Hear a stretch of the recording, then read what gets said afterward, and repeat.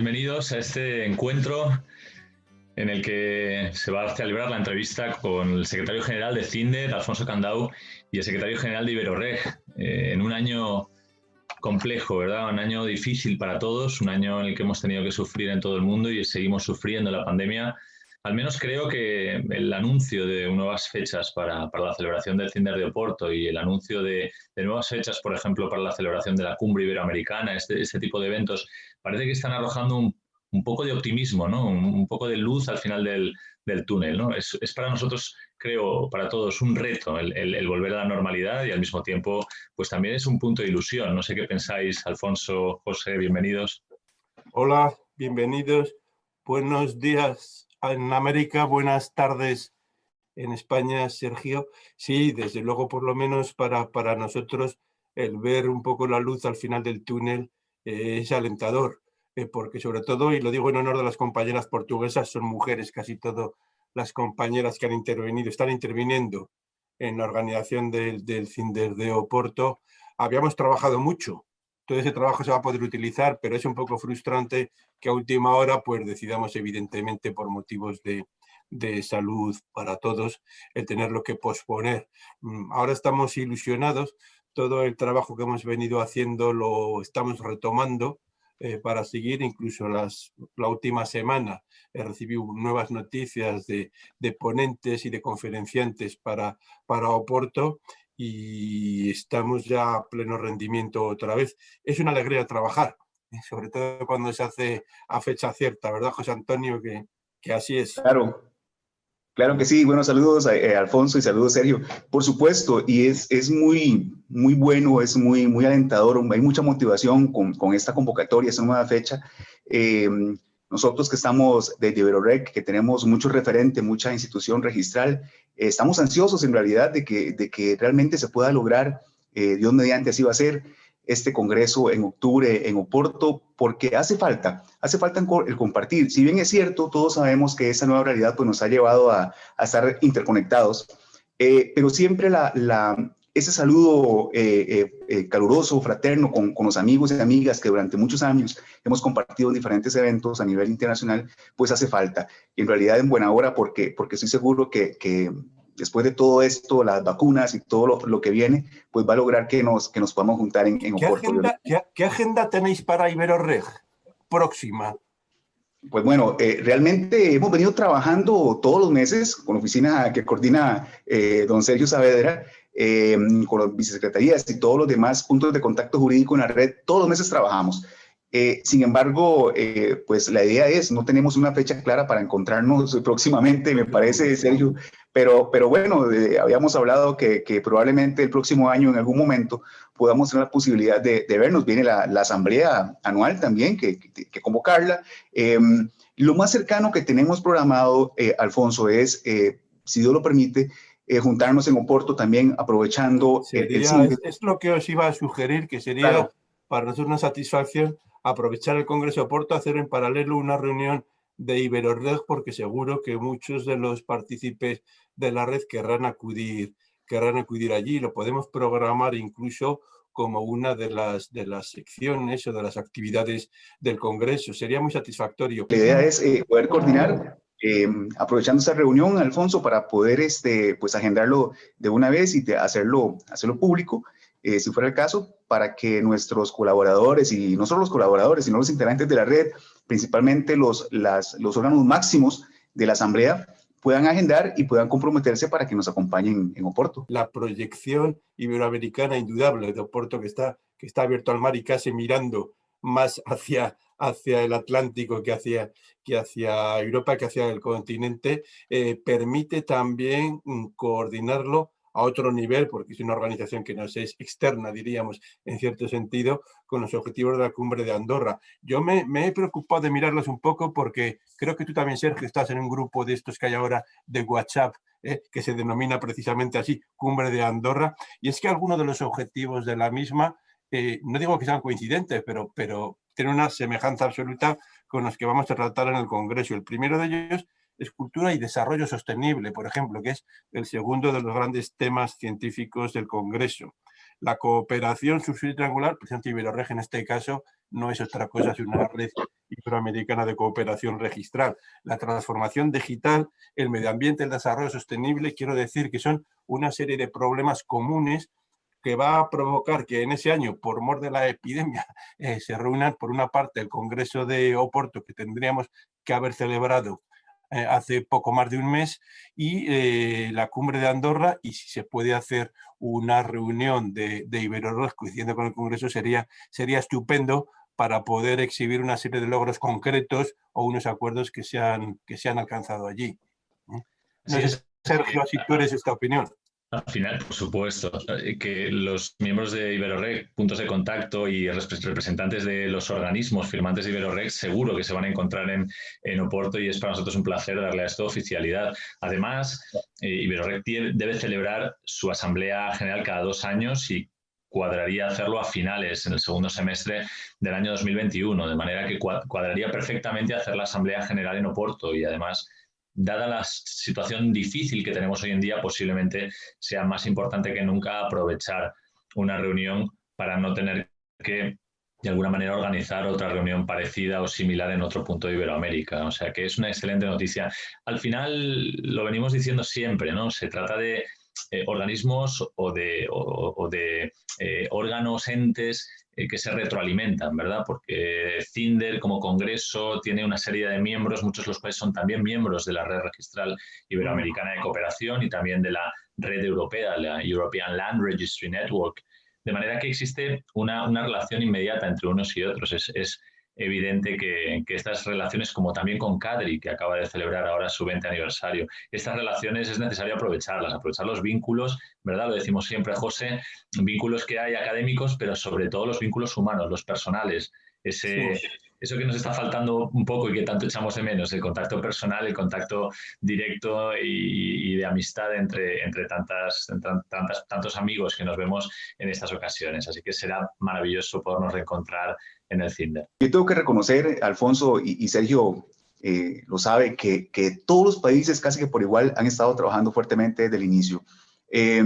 Iberoreg a partir del año pasado tuvo un refrescamiento muy importante y a partir de ese momento, después del trabajo que venía haciendo don Juan Carlos Mejía, el vicesecretario actual y exsecretario general de Iberoreg, se venía ya trabajando fuertemente en enderezar las cosas o en puntualizar o en meterle ese empujón que ahora considero que ha tenido Iberoreg, no solo por el trabajo que se hizo anteriormente, sino porque el trabajo actual que están haciendo los puntos de contacto, el trabajo actual que es el compromiso de la gente que han tenido con Iberoreg, creo que ha arrojado resultados sumamente positivos y lo puedes ver incluso en la página web nuestra, donde hay incluso trabajos ya efectivos, como por ejemplo la ficha país, como por ejemplo las guías de calificación que vienen ya pronto a colgarse.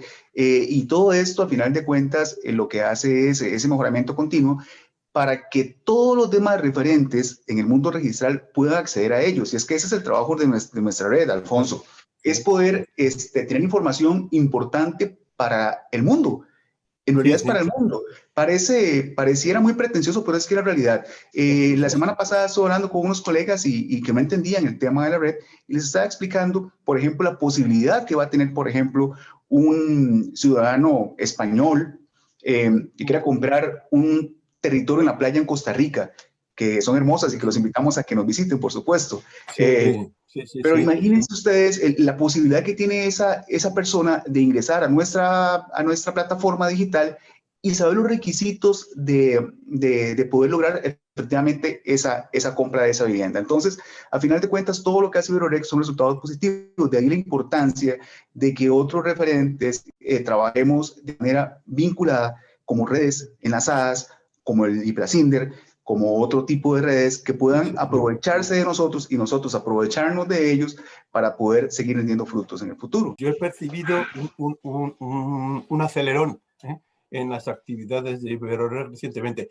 No lo sé, vosotros que estáis encima de la red continuamente, yo la vi un poco desde fuera, si paradójicamente puede haber contribuido a ello precisamente esta situación de pandemia donde todos hemos tenido que utilizar los recursos informáticos para comunicarnos como lo estamos haciendo ahora.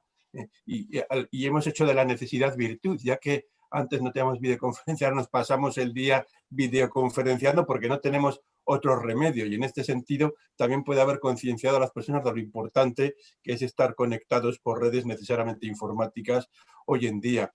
Y respecto a las otras asociaciones, otras instituciones, otras instancias de cooperación, también me parece evidente. Fíjate, yo me quedaría con dos.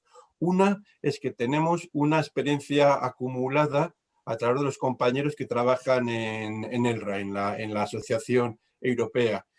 Yo creo que tenemos también que aprovecharnos de su experiencia y utilizar todo el trabajo que ellos han desarrollado, nos lo ponen a nuestra disposición para copiarles en el mejor sentido de la palabra, y con una ventaja: ELRA tiene la dificultad del idioma, nosotros no la tenemos. Claro. Y no solo la del idioma, sino de la tradición jurídica. Bueno, hemos tenido muchísimos problemas de una institución inglesa o finlandesa o alemana traducirla a nuestro derecho, pero nosotros partimos básicamente todos de un derecho codificado, somos hijos del código francés y tenemos unas instituciones muy comunes, nos entendemos muy bien, los conceptos jurídicos tienen variación de país en país, pero hay un sustrato común, que hablamos el mismo lenguaje jurídico, no necesitamos mucha intermediación para traducir. Y luego la circunstancia de que están surgiendo espacios de cooperación iberoamericana jurídicos cada vez más solventes. Si me permitís, una implicación que está teniendo las redes, que es la del derecho público, porque realmente los registros de la propiedad siempre se han centrado en favorecer el tráfico jurídico inmobiliario, en su caso el mercantil, pero lo que está ocurriendo también es que las redes de cooperación están ahora mismo ayudando a instrumentos de detección de actividades de crimen organizado, lucha contra el blanqueo de capitales o el lavado de activos. Iberorreg acaba de participar, también el Colegio de Registradores, por supuesto, pero también Iberorreg como tal, en una actividad importante, un ciclo que ha organizado la Agencia Española de Cooperación sobre el lavado de activos, la lucha contra el lavado de activos.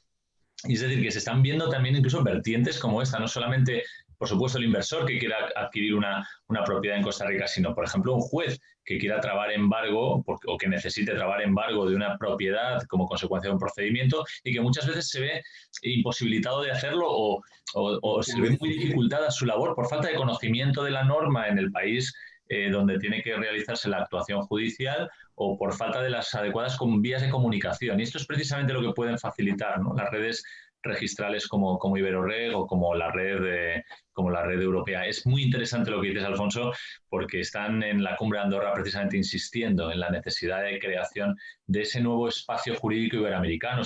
Hay tres en la Cumbre Iberoamericana ahora mismo: el espacio de la cultura, el del conocimiento y el espacio de la cohesión social. Pero se quiere construir ese espacio jurídico iberoamericano como tal, oficialmente. Yo creo que el tema de este COVID nos ha obligado a estar más conectados y nos hace vernos más seguido también, porque antes planificar un viaje para vernos, una reunión, era muy complicado, entonces pasaba mucho tiempo, hay mucha distancia entre una reunión y otra, y una llamada telefónica no era lo mismo. Ahora con el tema de las nuevas tecnologías, por supuesto que nos ha ayudado, y yo creo que sí, coincido con vos, yo creo que sí, este repunte, este empujón que ha tenido la red, y estoy seguro que las demás organizaciones tienen que ver mucho con esto, tienen que ver con esa posibilidad de vernos más seguido, el tema del WhatsApp, etcétera. Yo hablo, por ejemplo, con Sergio casi que todos los días, cosa que era muy difícil anteriormente, para tener la coordinación efectiva con el tema de Iberorreg, y creo que esto, a final de cuentas, nos va llevando a las mejoras que necesitamos, y el resultado el próximo año que me toca a mí entregar la Secretaría General, yo estoy seguro que voy a estar muy contento porque ha crecido muchísimo esta red, y ahora de la mano con la relación con el CINDER y con otras instituciones y otras redes de trabajo, creo que va a ser muy, muy bueno. En este tema de la sostenibilidad se dan dos problemas. Uno, el que tú has apuntado y has dicho, el permitir una utilización razonable de los recursos naturales sin deterioro del medio ambiente, para las personas, tanto desde el punto de vista del puro goce como de la inversión económica legítima también. Y el otro, sobre todo en algunas ciudades, es el inverso. En las grandes metrópolis, las grandes conurbaciones urbanas, pensemos en las capitales iberoamericanas, el Distrito Federal de México, o Bogotá, o Río, o Lima, es decir, el traslado de personas que han inmigrado a las ciudades y se han hecho unas conurbaciones muy difícilmente vivibles desde el punto de vista económico y desde el punto de vista humano, donde a veces se agolpan millones de personas y hay que poner un orden, una disciplina urbanística para dar una mínima calidad de vida. Y en este sentido, fijaros, hemos recibido también ponencias de países africanos, que siempre que pensamos en África pensamos en la naturaleza, pero es lo cierto que están surgiendo unas metrópolis a veces de manera desordenada, brutales, y necesitan una regulación de la propiedad urbana donde el registro indudablemente debe tener un papel. Sin que sea el caso, al Congreso de Oporto van a ir especialmente países africanos de la lusofonía, Angola, Mozambique, Cabo Verde, Guinea, que nos pueden aportar otra visión del asunto, otros problemas, pero muchas de cuyas soluciones ya se han dado antes, porque el problema de las grandes aglomeraciones urbanas, de la propiedad urbana y el registro de la propiedad, de la disciplina urbanística, de la seguridad en el tráfico, etcétera, etcétera, etcétera, se dan en muchas ciudades. No sé si os ha pasado a mí, en un país da igual cual sea, me sorprendía el ir andando por la carretera y ver carteles donde ponía "no se vende", en lugar de "se vende", que era precisamente para evitar fraudes inmobiliarios de alguien que se hacía pasar por dueño de aquella parcela, de aquella finca, y la ponía en el mercado y estafaba a otro. Esto sin duda es un defecto del registro que tenemos que solucionar. Un buen registro impide absolutamente este tipo de prácticas fraudulentas, perjudiciales para los particulares, como has dicho, Sergio, y también para los intereses colectivos. Los intereses fiscales, los intereses de la justicia, de que no haya actividades ilícitas de blanqueo de capitales a través de las transmisiones inmobiliarias, etcétera.